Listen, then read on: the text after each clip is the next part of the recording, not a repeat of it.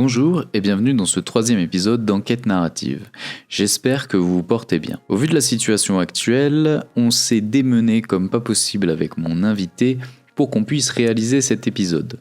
À la base, on devait se voir autour d'une bière à Paris, et puis au final, il a dû rentrer dans son pays où il réside, le Japon. Nous avons donc enregistré cet épisode à distance, avec 8 heures de décalage, mais on y est arrivé. Mais qui est cet invité ? Eh bien, il s'agit de Cyril Carrère, auteur notamment de Grand Froid ou de dernièrement Le 4e Rassemblement. Ensemble, on a échangé autour des sujets sur la créativité, sur ses techniques pour écrire ses romans, et on a parlé aussi un petit peu du Japon. Bref, je vous laisse découvrir ça. Bonne écoute à tous. Bonjour à tous et bienvenue dans ce nouvel épisode d'Enquête narrative. Aujourd'hui, je suis très bien accompagné. J'ai la chance d'accueillir Cyril Carrère, auteur de Grand Froid et de 4e Rassemblement. Bonjour Cyril, merci beaucoup d'avoir accepté cette invitation qui est un peu compliquée au vu du contexte actuel. Et donc on a un peu bravé le Covid-19 ou la Covid-19, je ne sais jamais comment il faut l'appeler. On a bravé la distance parce que toi tu es actuellement au Japon et moi en France. On a bravé bon nombre d'obstacles pour être ici aujourd'hui. Donc merci à toi et merci d'avoir accepté mon invitation. Exact. Salut Pierre. Écoute, merci à toi pour l'invitation. Ça fait très plaisir. J'aurais préféré qu'on puisse se voir à Paris, mais bon, une prochaine fois j'espère. Mais c'est déjà très bien de pouvoir organiser cette petite discussion à distance. Donc voilà, merci à toi. L'avantage effectivement c'est qu'on peut être en pantoufle pendant qu'on est en train de discuter, voilà, essayons de voir le positif en attendant de pouvoir se voir autour d'une petite bière. Pour ma première question, j'aimerais que tu te présentes à ceux qui ne te connaissent pas encore et ne connaissent pas ton travail d'écrivain. Ok, alors je m'appelle Cyril Carrère, donc j'ai 37 ans. Et je vis près de Tokyo depuis 3 ans, depuis 2018, presque 3 ans, voilà. Ça fera 3 ans en février. J'ai commencé ma carrière entre guillemets d'écrivain il y a très peu de temps, hein, en 2018, en même temps d'ailleurs, l'année où j'ai publié mes 2 premiers romans, qui sont 2 romans qui ont participé à des concours sur une plateforme en ligne qui s'appelle Fictia. Le premier s'appelle Le Glas de l'Innocence. C'est un roman qui se passe au Japon. On en reparlera un petit peu après. Le second, qui était finaliste du concours VSD, est Grand Froid. Et c'est le roman qui m'a permis un petit peu de sortir un petit peu de l'anonymat et de trouver un public plus large, et qui m'a permis de rejoindre Cosmopolis l'année dernière. Cosmopolis, chez qui j'ai édité mon 3e roman, Le 4e Rassemblement, qui est paru le mois dernier, donc en octobre 2020. Côté perso, alors je suis pharmacologue, donc je suis scientifique d'origine. J'ai travaillé dans la recherche et développement pharmaceutique, donc une petite résonance avec l'actualité. Voilà. Pendant 5 ans, dans les labos de recherche, les études de recherche, etc.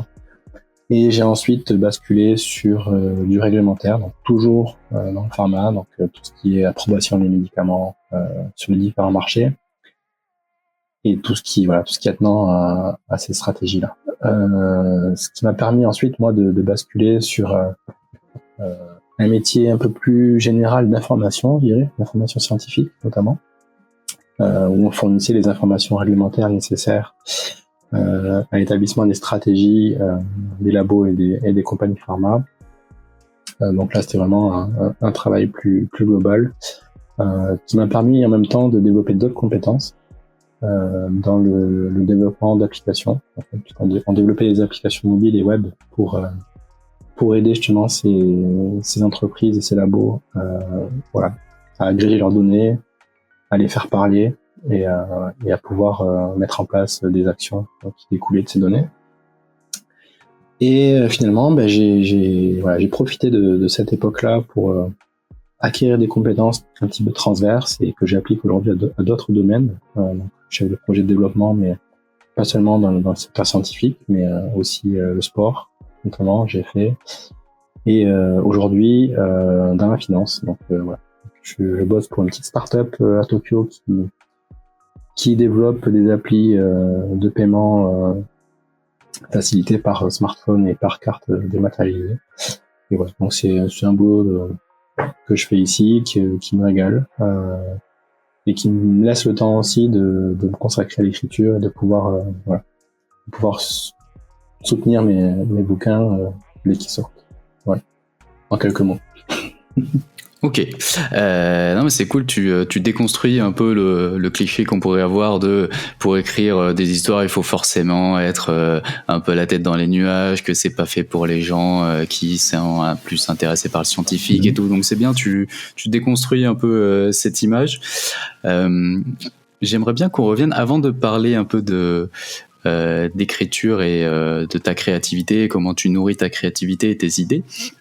J'aimerais qu'on revienne, tu l'as un peu évoqué, mais c'est vrai que moi, d'un point de vue extérieur, ton arrivée dans, je dirais, le milieu de la littérature, j'ai l'impression que t'es arrivé, genre, que t'as foutu un grand coup de pied dans la porte et que d'un coup, c'était, quand Grand Froid est sorti, c'est vrai qu'on beaucoup de gens parlaient du roman. Enfin, j'ai l'impression que ton ascension, elle a été un peu fulgurante, que t'es arrivé, t'as mis un coup de pied dans la porte et salut, je suis un nouvel auteur et maintenant il va falloir faire avec moi.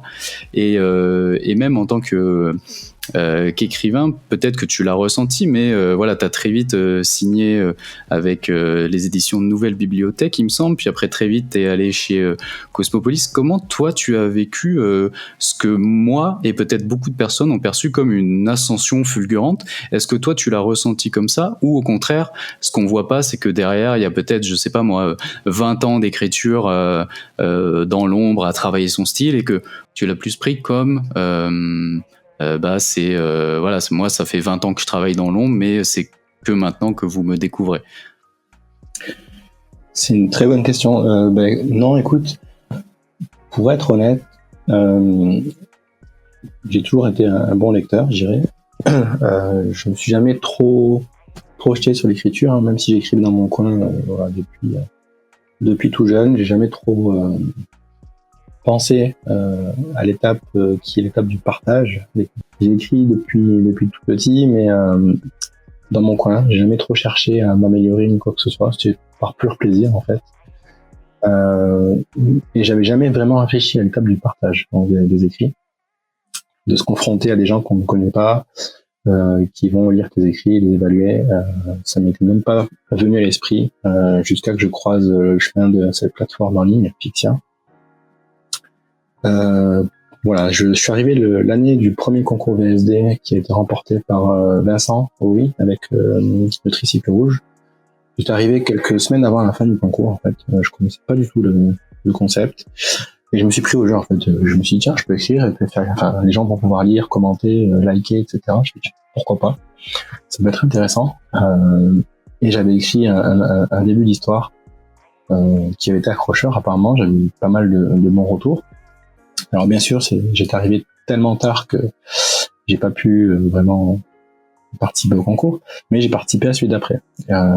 C'est celui où où je suis arrivé avec l'idée de Grand Froid. En fait.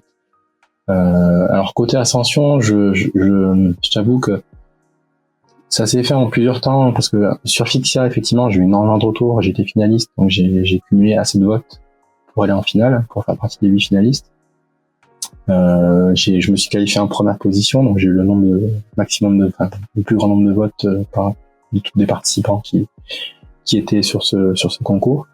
Même si le concours a été remporté par Sandrine Détombe avec les jumeaux Piolin. Mais ça m'a permis vraiment moi de franchir un cap en termes de partage en fait. On n'en parle pas souvent, mais c'est une étape qui est vraiment cruciale et qui est pas donnée à tout le monde, je pense.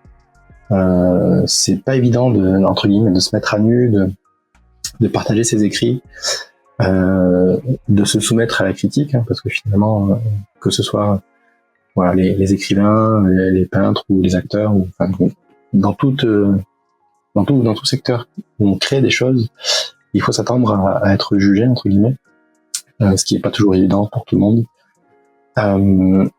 Et moi, je pense que ça s'est bien passé de ce côté-là, notamment. Au niveau relationnel, ça s'est bien passé. Les retours ont été bons, effectivement. C'est vrai que j'ai été pas mal soutenu. Ça m'a beaucoup surpris parce que voilà, la demande est forte. Il y a beaucoup de monde qui écrit. Il y a beaucoup de romans qui sortent tout le temps. Donc, je dirais qu'il y a je me rends pas vraiment compte moi de mon côté. En fait, c'est assez paradoxal parce que je suis parti en plus au Japon à l'époque où j'ai publié. Donc je suis loin au niveau géographique, au niveau de la distance, au niveau du décalage horaire aussi. Et je me rends pas toujours compte de ce qui se passe en France avant que je revienne, que je mette les pieds, que je vois vraiment ce qui se passe. Mais voilà, je pense qu'il y a une part. Pour moi, il y a deux facteurs essentiels. Le premier, c'est le travail. Ça, c'est clair et net. C'est ce qui me définit. Je suis un vrai bourreau de travail. Ça, c'est.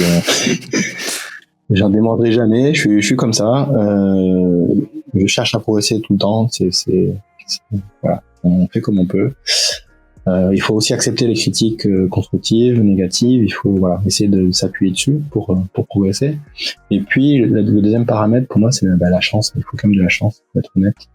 Donc il y a une espèce de mix des deux qui fait que ça s'est bien passé pour moi pour Grand Froid et j'ai pu mesurer vraiment ces choses-là en revenant en France à chaque fois pour les dédicaces.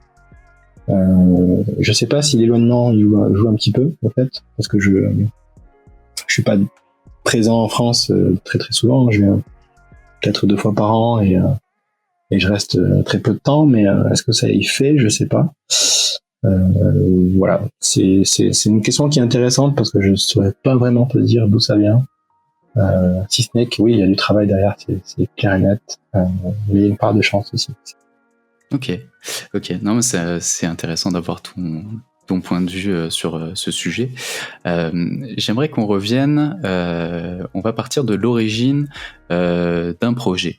J'aimerais que tu me dises comment est-ce que te viennent tes idées, que ça soit pour Grand Froid ou pour le 4e Rassemblement ou même tes autres romans. Comment est-ce que t'as une méthode qui fait que à chaque fois les idées te viennent d'une même source d'inspiration, ou au contraire est-ce que c'est très fluctuant? Est-ce que c'est plus le début qui te vient? Peut-être est-ce que c'est plus la fin?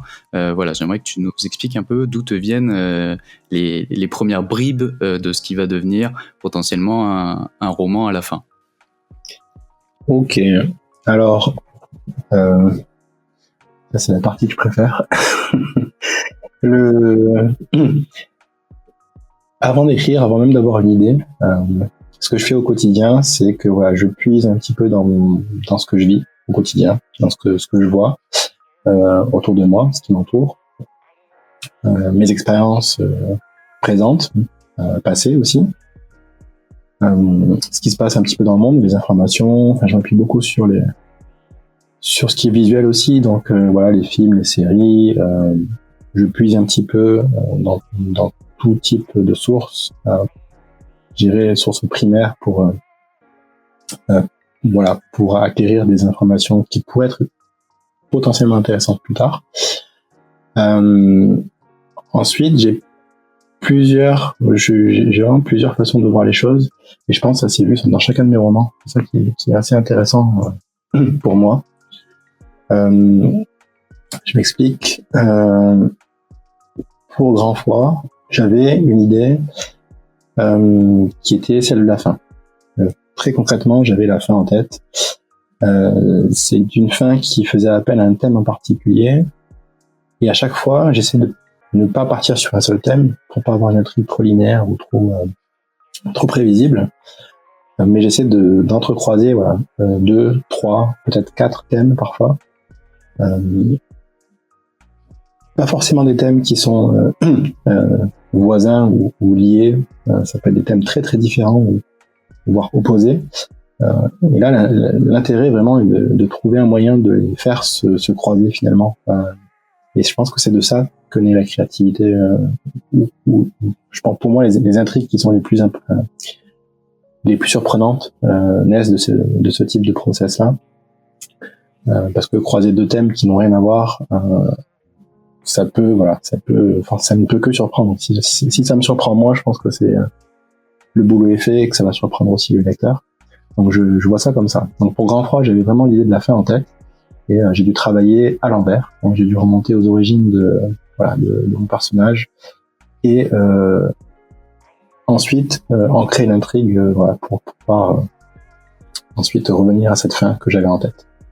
Donc c'était un process assez intéressant, surtout que c'était un concours, donc la cadence, la fréquence d'écriture était quand même assez soutenue. Donc on était quand même tenu de produire assez régulièrement, ce qui n'est pas le cas des romans que j'ai écrits à part ça. Et donc pour Grand Froid, c'est un peu ça. Pour le 4e rassemblement, c'est l'inverse. J'avais une idée très claire de ma scène d'introduction. En fait, j'avais une scène en tête qui se passe dans un hôtel, avec une femme qui est entre guillemets missionnée pour se débarrasser de l'avocat,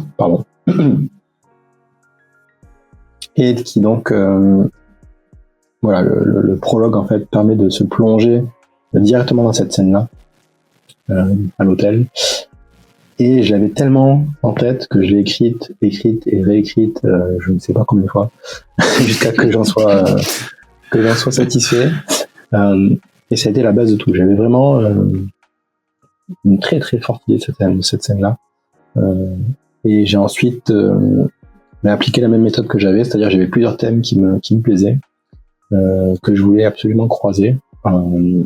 Mais j'avais pas forcément de plan bien établi en tête. J'avais quand même les motivations principales d'un des personnages qui est très important dans ce roman-là, qui me servait quand même de point d'appui, mais j'ai travaillé concrètement par rapport à Grand Froid, c'est le process inverse, complètement. Voilà, c'est assez particulier. Pour le Blé à l'Innocence, qui est mon premier roman qui se passe au Japon, ça demandait davantage de recherche, notamment au niveau culturel, au niveau géographique, au niveau du fonctionnement de la police ici, etc. Et aussi, j'avais très clairement en tête le futur de ce roman, en fait. C'est un roman que j'aimerais pouvoir traduire ici en japonais, que j'aimerais pouvoir, pourquoi pas adapter ici en drama, etc. Ce serait vraiment l'apogée. Mais du coup, effectivement, en termes d'écriture, j'ai écrit ce roman légèrement différemment des deux autres, parce que j'avais dans la tête ce futur-là pour le roman. Et je sais que pour le marché japonais, les intrigues sont pas forcément tout à fait les mêmes, au niveau des personnages, au niveau des histoires. Quand on lit des romanciers japonais, c'est pas vraiment le même type d'intrigue. On parle souvent en Europe, on parle souvent des polars nordiques, etc., qui sont quand même beaucoup plus lents au niveau du rythme. Au Japon, c'est un peu la même chose. Ce sont des intrigues qui sont plutôt lentes, très psychologiques et plutôt fouillées. Donc voilà, j'aimerais pouvoir continuer aussi de ce côté-là.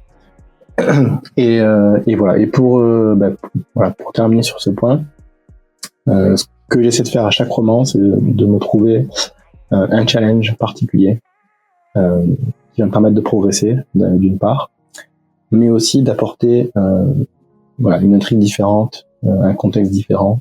Et c'est pour ça que je pense que mes 3 romans sont vraiment tous très différents les uns des autres. Ok, très intéressant. J'aimerais juste qu'on revienne. Tu parlais de littérature japonaise. Est-ce que cette littérature t'inspire, toi, dans tes écrits, ou est-ce que c'est plus un plaisir de lecteur qui se retrouve pas forcément comme une source d'inspiration dans tes différents romans? Alors pour l'instant, c'est vraiment un plaisir de lecteur. J'ai pas vraiment encore vraiment appuyé sur ce bouton-là. Je pense que ça viendra parce que le fait de vivre au Japon, d'être immergé ici, de connaître ce pays et ses habitants, ça me donne envie de m'appuyer sur les écrits des auteurs d'ici pour produire quelque chose qui soit un peu plus proche de ce que les auteurs ici font. Ça me plairait énormément, ça. Ouais. D'accord, ok. Donc on va prendre comme exemple ton dernier roman, Le Quatrième Rassemblement, pour coller à l'actualité. Mais donc tu avais en tête cette scène d'ouverture.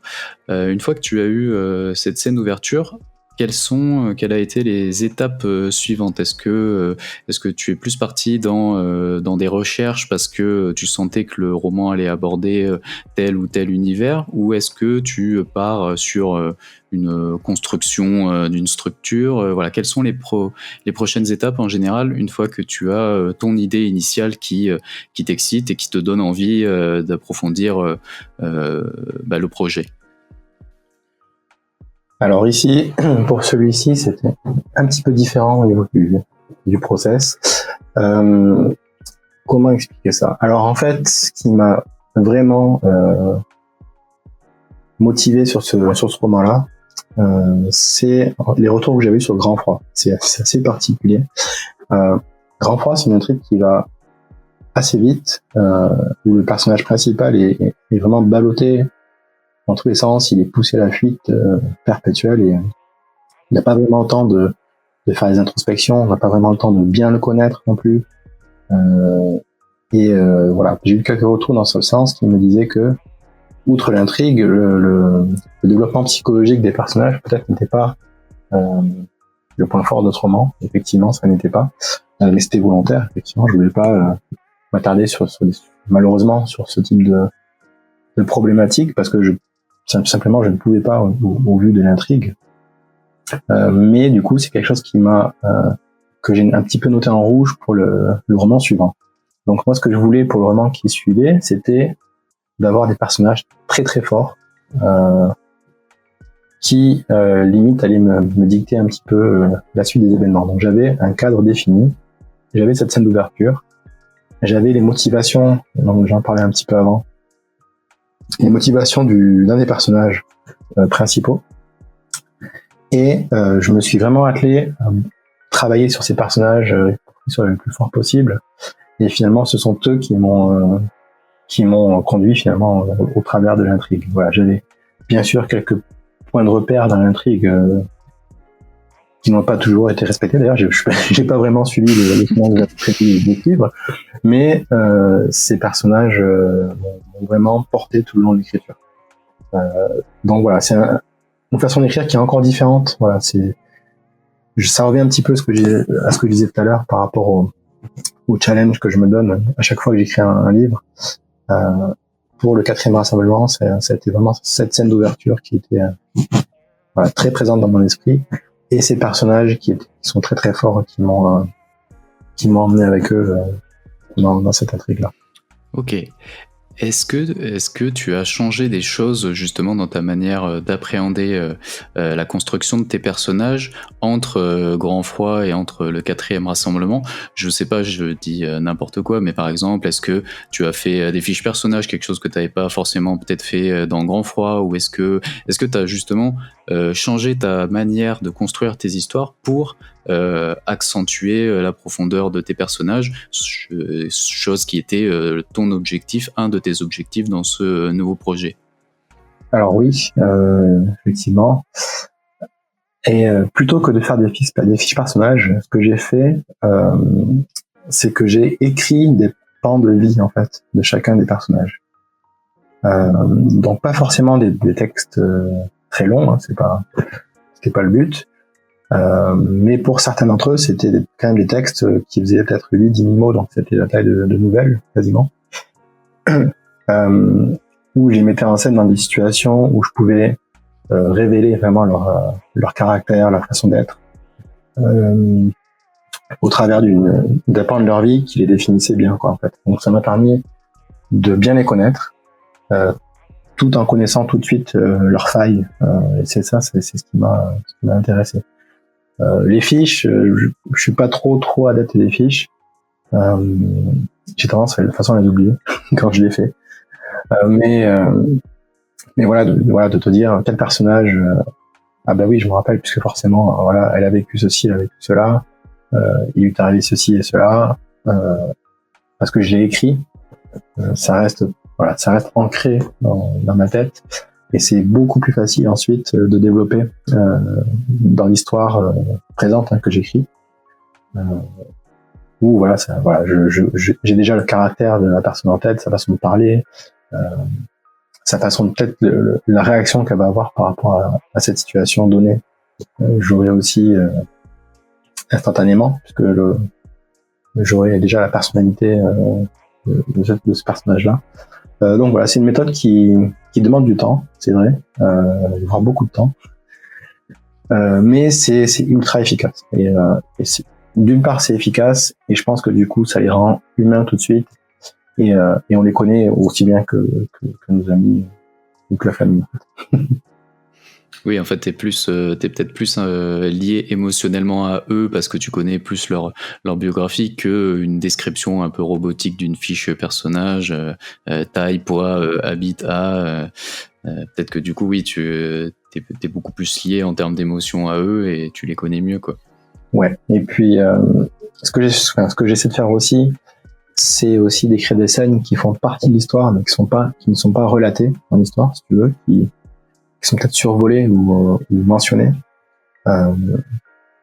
J'ai pas l'exemple en tête, mais ce type d'histoire-là, plutôt que de les avoir en tête et de faire réagir mes personnages dans l'histoire présente, ben je prends le temps aussi de les écrire, en fait, à côté, dans le détail, pour avoir un maximum d'infos, finalement, pour avoir quelque chose qui soit le plus proche de la réalité, pour que quand la personne dans le roman s'exprime par rapport à cet événement-là, ben, qu'on sente tout de suite que ça sonne vrai, qu'il y a un niveau de détail qui soit important.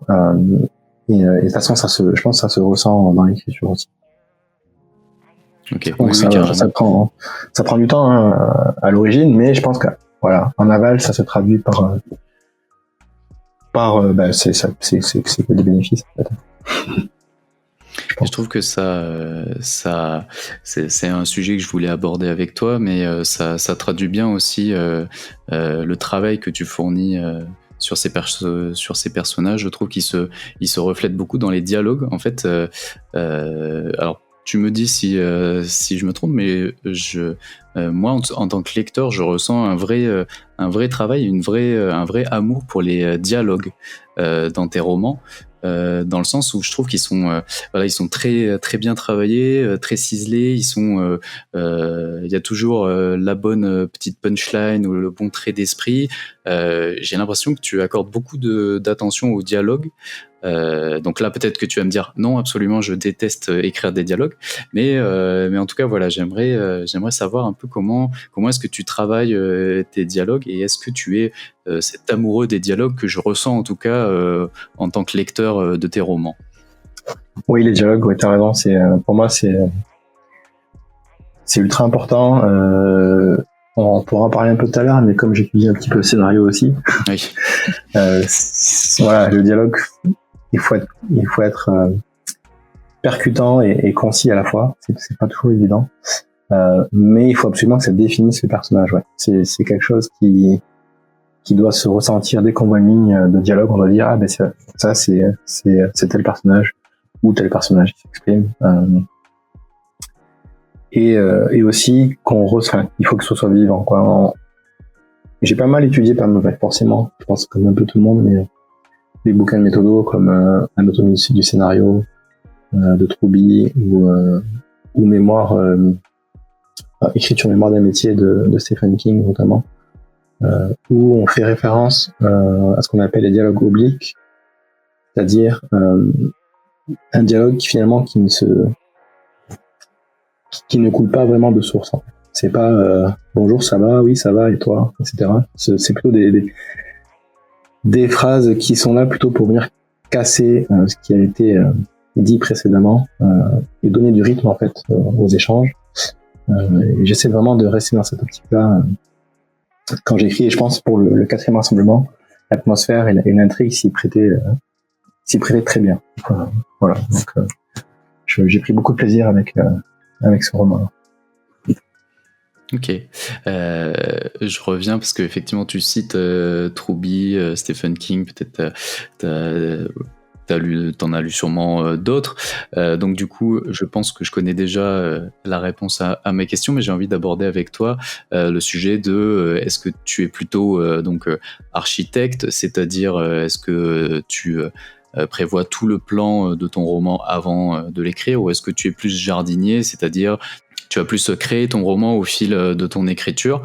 Bon, j'ai l'impression que tu es plus architecte, mais peut-être que tu as trouvé un petit compromis entre les deux, ou peut-être que ton métier de scientifique fait que non, au contraire, tu es super carré, tu prépares tout ton plan avant de lancer dans l'écriture. Alors c'est encore un petit peu erratique à ce niveau-là, parce que j'étais un petit peu à la recherche de ma méthode de travail jusqu'à il y a quelques mois, je pense. Donc j'ai un peu testé, j'ai un peu tout testé, mais non, le plan de A à Z, non. C'est plutôt les fondations, je dirais, les points de repère dans le récit. Au niveau de l'intrigue principale, bien sûr. Après, effectivement, je travaille beaucoup le passé des personnages et leurs failles, etc. Donc j'écris beaucoup sur des textes qu'on ne voit pas, finalement, dans un roman. Dans ce sens-là, je suis plutôt architecte, c'est vrai. Après, pour l'intrigue, non, c'est vraiment les fondations, et j'essaie de me porter d'un point A à un point B, voilà, par l'inspiration, par les personnages, finalement. Parce que pour moi, c'est vraiment la clé. S'ils sont vraiment bien développés, ce sont eux qui vont te conduire d'un point à un autre de l'intrigue en général, qui vont te surprendre aussi, ça peut arriver. Et voilà. Après, ça dépend vraiment du roman, du thème abordé, etc. Si c'est un thème que je maîtrise un peu moins, où il faut vraiment que j'ai plus d'informations, donc je fais les recherches qu'il faut, les interviews qu'il faut. J'écris pas mal à côté pour compiler et assimiler ces infos-là, donc effectivement c'est aussi un boulot d'architecte, je dirais. Mais c'est plutôt d'architecte entre guillemets de l'ombre, parce qu'on voit pas vraiment ce travail-là. Après, j'ai essayé aussi la méthode inverse, hein. J'essaie de tout planifier de A à Z en écrivant le plus possible sur chaque étape. Et finalement, c'est le meilleur moyen pour ne pas suivre ce que tu as fait. Donc, je me rends compte que ça fonctionne pas forcément toujours. Enfin, fonctionner, c'est peut-être pas le mot. Je pense que parfois, moi, je l'ai fait sur une nouvelle notamment, que tu peux réfléchir à un plan, le mettre sur papier, etc. Pardon. Mais et ne pas le suivre en fait. Je m'explique. Ça te donne l'amorce de ce que tu veux écrire. Tu écris, tu dévis, et puis finalement ton écrit ressemble plus vraiment à ce que tu avais planifié. Mais si jamais entre guillemets, tu viens te perdre dans ton récit, ou tu as une petite panne d'inspi, ou que tu hésites entre deux choses, il y a tout un tas de scénarios qui existent, tu peux revenir sur ce document-là, qui sert un petit peu de fil rouge finalement. C'est pour moi, oui, c'est un peu comme une petite bouée de sauvetage finalement. Ça me permet de voir que j'ai bossé quand même sur quelque chose, et le cas échéant, si j'ai vraiment besoin, je peux y revenir. Donc c'est pas perdu. Pour moi, ça fait partie du processus de création, de créer des choses que tu n'as pas finalement, que tu n'as pas exploitées. C'est tout aussi important que de créer des choses que tu vas exploiter, je pense. Hein. Tu me diras si je me trompe, mais je pense pas qu'il y ait beaucoup d'auteurs qui arrivent tout de suite à écrire l'histoire qu'ils veulent de A à Z, sans faire de détour, sans se paumer en route, sans douter, sans rien du tout. Je pense pas. Donc, je pense pas non plus. Mais c'est vrai que j'ai un peu tendance... en fait, moi, j'ai tendance à faire un plan, mais comme tu as dit, en fait, je le respecte quasi jamais. Mais c'est juste que, en fait, il me rassure parce qu'il permet d'éliminer pas mal de choix, tu vois. En fait, pour moi, la vraie difficulté en tant qu'auteur ou écrivain ou même scénariste, c'est de faire des choix, parce que pour chaque scène, en fait, t'as des milliards de possibilités. Des personnages, ils pourraient faire des milliards de choses différentes. Et en fait, le plan me permet d'avoir juste de d'élaguer un peu les choix disponibles. Et même si je m'en écarte, comme tu as dit, c'est toujours un truc un peu rassurant même si tu pars de ta maison, tu sais que tu peux toujours retourner dans ta maison au cas où, si tu as besoin, de faire une pause, si tu as besoin de réfléchir. Voilà, ça permet d'avoir une carte, même si je pense que oui, c'est sain et c'est intéressant de parfois quitter le chemin tracé et de découvrir un petit chemin de traverse qui va plus te surprendre. Parce que c'est vrai que un des désavantages de faire un plan et de s'y tenir, c'est que il y a un côté un peu chiant de je sais déjà tout ce qui va se passer, donc moi-même je me surprends plus de ma propre histoire, et donc ça peut être un peu ennuyeux et décourageant, et tu peux vite te dire ça c'est chiant, ça veut dire que pendant 3 mois là je vais écrire un truc que je sais tout de A à Z jusqu'à la fin. Ça peut être un peu ennuyeux, quoi. Exact, ouais. C'est là l'équilibre un peu qu'il faut arriver à trouver. Parce que, ouais, comme tu dis, c'est exactement ce que tu dis. Quand tu écris, il y a cette petite étincelle qui vient du fait que tu ne sais pas forcément à 100% là où tu vas, mais qui te porte dans l'écriture. Après, voilà, c'est comme toi. C'est le plan s'il y en a un qui a déjà été écrit, peut toujours servir si besoin. Il peut être exploité ou pas. Il peut servir de base de réflexion à nouveau aussi. Ça peut être utilisé comme ça. Mais voilà, je pense qu'il faut vraiment laisser une petite part d'imagination, parce que pour surprendre le lecteur, pour les amener sur des chemins qu'ils ne connaissent pas, je pense qu'il faut que l'auteur lui-même s'embarque sur ces chemins qu'il ne connaît pas, et c'est je pense que c'est hyper important de s'y tenir. Pour moi, c'est clair que oui. Pour l'exemple concret, tu vois, c'est que pour le 4e rassemblement, j'avais cette scène d'ouverture, je lisais encore en tête depuis longtemps, j'ai écrite des dizaines de fois. Et c'est en la finalisant finalement que je me suis dit que tiens, finalement, ce que je voyais pour ce personnage-là, ça va pas être ça. Et puis j'ai complètement changé de bord à l'écriture. Et j'ai bien fait. Je pense que j'ai bien fait. Okay. C'est intéressant. Après, c'est vrai qu'il y a un juste milieu à trouver, surtout, je sais pas ce que t'en penses, mais c'est vrai que l'écriture de polar ou de thriller demande une minutie dans les petits indices que tu vas distiller pour soit trouver le coupable, soit faire des retournements. Donc c'est vrai qu'il y a un entre-deux. Il faut en même temps préparer notre histoire pour que les indices et les révélations, ça soit cohérent, et pas que le lecteur il se dise c'est n'importe quoi, c'était pas ça, il était pas là, et en même temps se garder de la surprise soi-même en tant que auteur, quoi. Ouais, non, clairement c'est ça. Et puis d'un côté ça vient de la motivation des personnages et de ce qu'ils ont apporté à l'intrigue. Et de l'autre aussi, ça vient aussi des thèmes dont j'en parlais un petit peu tout à l'heure, de ces thèmes qu'on va essayer de faire se croiser, et qui parfois n'ont rien à voir l'un avec l'autre, et qui vont nous permettre vraiment de pousser à fond le curseur de la créativité, en fait, et d'aller explorer des pistes qui sont forcément surprenantes, quoi. Carrément. Est-ce que tu as une routine d'écriture, et ma question sous-jacente, c'est est-ce que tu travailles quotidiennement, ou en tout cas régulièrement, ton style d'écriture, ou est-ce que au contraire tu as plus des phases comme tu disais, des phases où tu vas faire des recherches, donc là c'est plus un petit travail de fourmi, d'aller compiler des informations, puis après tu vas avoir des mois entiers où tu vas écrire, ou est-ce que tu essayes d'avoir une régularité tout au long de l'année, et d'ainsi pouvoir travailler ton style régulièrement? Alors je suis pas trop régulier. Ok. Pour être trop carrefour. Je peux être très régulier quand je suis vraiment dans une phase d'écriture intensive où je progresse bien dans le cœur de l'histoire.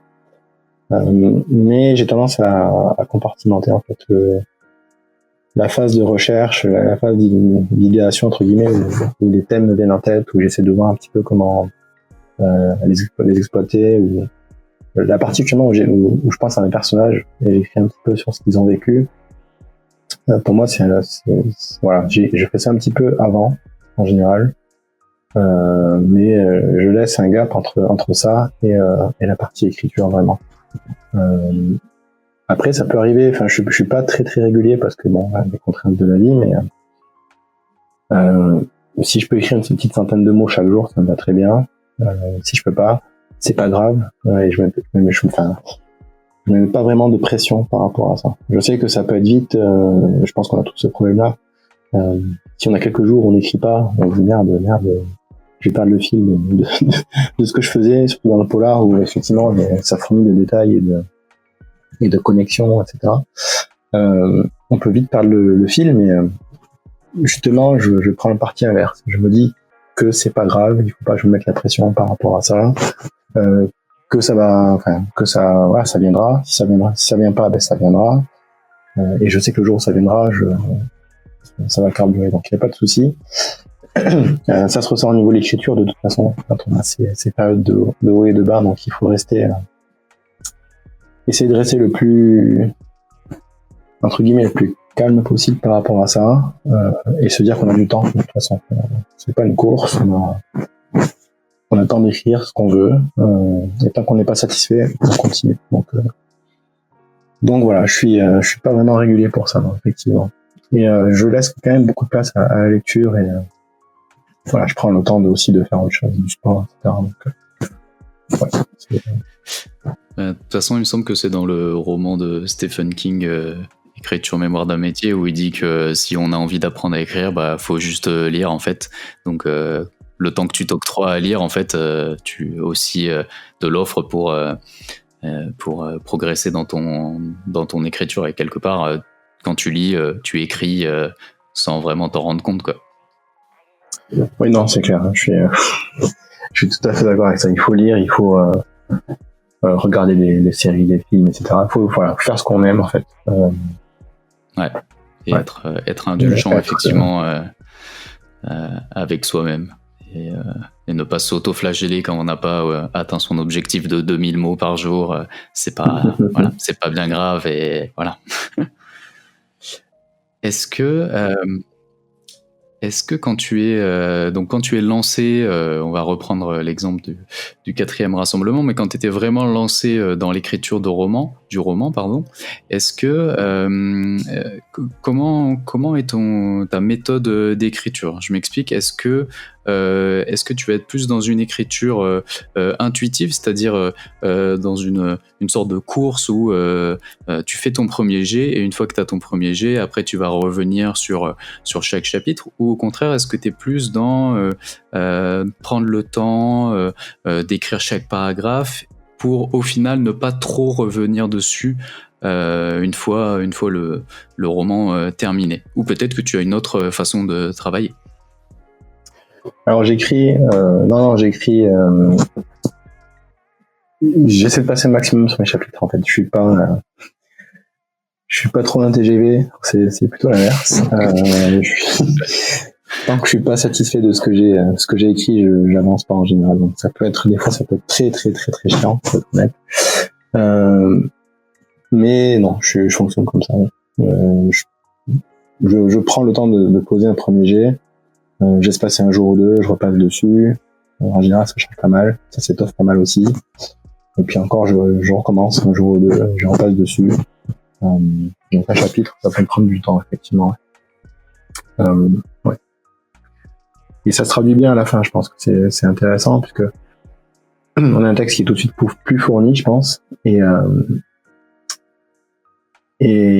ouais, je pense que ça facilite quand même beaucoup le travail après.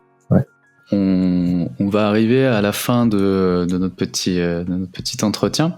Ma dernière question va un peu se pencher sur le futur. Est-ce que, alors peut-être que tu n'as pas envie de nous dévoiler tes projets dans le futur, mais est-ce que voilà, tu travailles sur des nouvelles choses pour que 2021 soit une année meilleure que 2020? Ça va pas être bien difficile, mais bon. Ouais. Écoute, non, alors, bon, premièrement, j'espère qu'on aura des salons, qu'on pourra ouais. se rencontrer, voir des gens, voir les lecteurs, enfin, voilà, que tout le monde puisse sortir, profiter, qu'on sorte un peu de tout ça. C'est la première des choses. Après, au niveau littéraire, oui, je pense que j'ai quelques projets qui vont voir le jour l'année prochaine. Mon 4e roman, je pense qu'il devrait être pour l'automne prochain, si j'arrive à bosser dans les temps. C'est dans les tuyaux, c'est pas trop mal parti. Voilà, encore 4e bouquin, 4e univers différent. Encore, je parlais de challenge à chaque fois pour chacun de mes écrits. Ben là, je repars dans ce type de travail-là. Donc j'ai très hâte. J'ai déjà très bien avancé sur les recherches, sur mes personnages, etc. Et voilà, j'ai passé beaucoup de temps à réfléchir à la construction parce que cette fois-ci, c'est pour moi le challenge numéro 1 parce que c'est une histoire qui est assez complexe. C'est la construction qui va faire au nom que ça fonctionne ou pas. Et ensuite, à côté, non, j'ai démarré une formation aussi de scénariste. Donc c'est quelque chose qui m'a toujours intéressé et j'ai toujours voulu évoluer vers ça aussi, que ce soit en Europe ou au Japon. Et voilà. Et le 4e rassemblement a été taxé de cinématographique par pas mal de monde, effectivement. Donc je commence un petit peu à y croire, comme je disais au début. Mais c'est vrai que c'est peut-être un peu le reflet de ma façon de travailler. Et peut-être, je me dis que peut-être, c'est ce type de boulot aussi qui m'intéresserait dans le futur. D'écrire des scénarios, donc j'ai commencé à bosser dessus, je finirai au printemps, au mois de mars. Normalement, fin mars, j'aurai le diplôme, donc si tout va bien. Et j'ai commencé depuis quelque temps déjà, effectivement, je me régale. C'est un tout autre univers, une toute autre façon de travailler, mais qui me plaît énormément. Et donc, je vais essayer de pousser là-dessus pour 2021. Alors, ce qui m'a lancé, je dirais, alors j'ai toujours ça en tête, hein, ça date pas d'hier, mais ce qui m'a lancé, c'est que c'est 2020 en fait. 2020. Je vois pas de quoi tu parles. Écoute, on n'a pas grand chose à faire en ce moment, faut être honnête, à part rester chez soi, bosser si on bosse, et rester chez soi. Donc autant que ça serve, autant que je mette à profit le temps que j'ai sur les mains, pour arriver à en tirer quelque chose. Et je me dis que c'est la bonne époque peut-être pour se lancer là-dedans. Et voilà, donc je suis très content, c'est un bon choix, je pense que j'ai fait. Et j'espère que je vois des projets par rapport à ça. Alors peut-être pas forcément tout de suite l'année prochaine, mais dans les années qui viennent, ce serait bien. Ouais. Ça veut dire que je te donne rendez-vous l'an prochain en novembre pour la sortie de ton 4e roman et pour ton nouveau statut de scénariste. Comme ça, on pourra discuter à nouveau d'écriture. Peut-être autour d'une bière cette fois. On croise les doigts. mais oui, je pense que c'est le bon moment, surtout que pour se lancer dans le métier de scénariste, parce qu'il y a de plus en plus de plateformes qui sont toujours de plus en plus en demande de nouvelles œuvres, et j'ai l'impression qu'en France on commence enfin à comprendre que oui, scénariste c'est un métier, et que voilà, on commence enfin à comprendre ce que les États-Unis ont compris depuis très longtemps. Et du coup, je pense qu'il y a une sorte de renouveau en France du métier de scénariste, et je pense que là tu choisis vraiment le moment idéal pour se lancer dans des projets, plus de séries, de films, enfin en tout cas de scénarios audiovisuels, quoi. J'espère, écoute, j'espère que ce sera, ouais. En tout cas, je fais ce que que j'aime, donc je suis ravi, je suis très content. On va continuer sur cette note positive. J'aime bien terminer les épisodes de ce podcast avec une petite section qui s'appelle l'interrogatoire. Donc là, ça va être l'interrogatoire de Cyril Carrère. Et donc le principe est très simple. En fait, j'ai une petite liste de questions où en fait c'est juste tu as deux choix entre deux options, par exemple Star Wars ou Star Trek. Et toi, tu dois juste répondre, voilà, le premier qui te vient spontanément. Et le principe, voilà, c'est de dérouler ces deux petites options. Voilà, il y en a une petite dizaine pour terminer un peu sur une note légère et un peu rigolote notre entretien qui était super cool. Merci encore d'avoir accepté d'échanger avec moi. Avec plaisir, ouais. Merci à toi. Est-ce que tu es prêt pour ton petit interrogatoire Ouais, fin prêt, je t'écoute. C'est parti. Clavier ou papier ? Papier. Écrire le matin ou écrire le soir ? Le soir, toujours. Grand froid ou le 4e rassemblement ? Ah, le 4e rassemblement. Ah, oui. France ou Japon ? Oh, les questions. on parle de quoi ? Si on parle de bouffe, France. Les deux, remarque les deux. Oh là là. Allez, France, pour cette fois. L'an prochain, je te reposerai la même question et tu pourras dire Japon. On va alterner tous les ans. Misery ou Carrie ? Misery. Nier Automata ou Final Fantasy ? Oh putain. T'as fait tes devoirs, je crois. Ben écoute, Nier Automata aujourd'hui. Ok. Prix Fictia ou prix VSD RTL ? Ah, prix VSD. Saké ou thé ? Saké. Chaud. Saké chaud. Ça remonte plus le moral que le thé. Quoique. Personnage masculin ou personnage féminin ? Personnage féminin. Polar ou thriller ? Plutôt thriller. Écrire en musique ou écrire en silence ? En musique. Improvisation ou organisation ? Organisation. Je suis obligé. C'est le scientifique qui est obligé de répondre. Description ou dialogue ? Dialogue. Et enfin, passé, présent ou futur ? Passé pour l'écriture. Cyril Carrère, merci encore d'avoir accepté d'être mon invité dans ce podcast d'enquête narrative. Je suis vraiment très content, c'était super intéressant. Et, merci à toi, Pierre. Merci de m'avoir accordé ce temps-là. Bah écoute, de rien. Hein. Quand tu veux, on recommence quand tu veux, il n'y a pas de souci. C'est avec grand plaisir. Cette fois, sans masque et sans pantoufles. Sans audio, ouais. Vous venez d'écouter l'épisode 3 d'Enquête narrative, j'espère qu'il vous a plu. Je remercie encore une fois Cyril Carrère de m'avoir fait le cadeau d'accepter cet entretien et je vous invite bien sûr à aller découvrir tous ses romans, Grand Froid, Le 4e rassemblement, ainsi que tous les autres. Je m'appelle Pierre Verja et si vous voulez soutenir ce podcast, n'hésitez pas à vous abonner sur Spotify ou sur les autres plateformes, cela me rendrait très heureux. Le meilleur moyen de soutenir un auteur reste encore d'aller découvrir son travail. Je vous invite donc à jeter un coup d'œil à mon roman policier Le Dernier Héros disponible sur Amazon. Je vous invite également à me suivre sur Instagram où je poste régulièrement du contenu autour de l'écriture et de la créativité. Puisque la prochaine fois qu'on se retrouve, c'est en 2021, je vous souhaite à tous de passer de très bonnes fêtes, profitez bien de ces moments de réunion avec vos proches, essayons un peu d'oublier cette année 2020 et partons du bon pied pour 2021. On se retrouve donc l'année prochaine, d'ici là, portez-vous bien et écrivez bien. Ciao.